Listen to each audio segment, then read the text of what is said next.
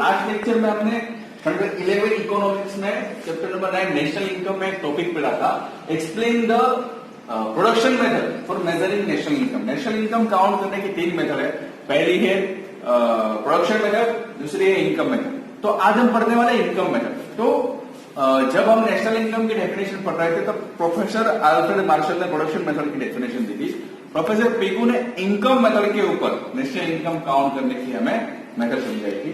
तो professor Pigou ने क्या बोला है कि देखो, जब income when the income obtained by citizen, right, हमारे कंट्री के सिटीजन इनकम लेते हैं या फिर अर्न करते हैं, राइट, तो नेशनल इनकम में ऐड करते हैं, राइट। वो इनकम कहां से कमाते हैं?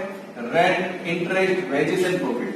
तो there are 4 factors of production: land, labour, capital and entrepreneur. Land के ऊपर रेंट मिलता है, कैपिटल के ऊपर इंटरेस्ट मिलता है, वेज या सैलरी मिलते हैं लेबर्स को, और एंटरप्रेन्योर को प्रॉफिट मिलता है, राइट। तो ये चारों इनकम काउंट करनी है।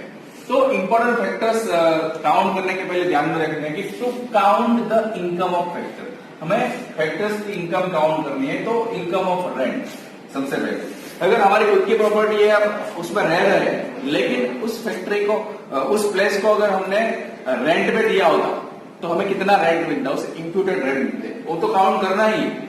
हमारे पास एक प्रॉपर्टी और दूसरी रेंट पे दी है, तो अगर उसको रेंट पे दिया है तो उसका रेंट भी कितना आ रहा है, हम रह रहे हैं, उसका रेंट भी कितना हो सकता था, दोनों हमें नेशनल इनकम में काउंट करना, राइट। यहाँ पे हमें रेंट का मतलब सिर्फ लैंड नहीं, लैंड के ऊपर बिल्डिंग होती है, राइट, तो इसको भी काउंट कर सकते हैं, क्योंकि जमीन के ऊपर ही, लैंड के ऊपर ही बिल्डिंग बनी, तो उसका रेंट काउंट करना है। उसके बाद इनकम ऑफ इंटरेस्ट, कैपिटल कहीं पे हमने इन्वेस्ट करी है तो ऐसे ही इन्वेस्ट नहीं करी है, बदले में हमें कुछ चाहिए, तो कैपिटल के ऊपर जो इंटरेस्ट मिलता है, ब्याज मिलता है, उसे भी नेशनल इनकम में काउंट करना है। But interest received from government, उसे नेशनल इनकम में काउंट करना नहीं, क्योंकि देखो गवर्नमेंट होती है, फिर होता है सिटीजन, तो सिटीजन गवर्नमेंट को टैक्स पे करता है, गवर्नमेंट के लिए टैक्स पे करिए वो इनकम है, उसी टैक्स में से वो सिटीजन को इंटरेस्ट पे करता है। तो जो सिटीजन ने पे करा है वो सिर्फ मनी एक जगह से दूसरी जगह ट्रांसफर हो रहा है, तो गवर्नमेंट जो इंटरेस्ट पे करता है उसे नेशनल इनकम में काउंट करना नहीं। उसके बाद है इनकम ऑफ वेज, लेबरर्स को अपने काम के बदले में, मेहनत के बदले में वेज मिलता है या फिर सैलरी मिलती है, तो उसे भी नेशनल इनकम में काउंट करनी है। Income of profit, right, entrepreneur है, वो कोई बिजनेस स्टार्ट करता है या कुछ भी मैन्युफैक्चरिंग स्टार्ट करता है, कोई भी प्रोफेशन स्टार्ट करता है या उसके आइडिया है, तो उसके बदले में उसे इनकम मिलेगा जिसे बोलेंगे प्रॉफिट, राइट। तो सिटीजन्स जो इंडिया के 4 तरीके से कमाते हैं, rent, interest, wage and profit, जिसे हमें नेशनल इनकम में काउंट करना।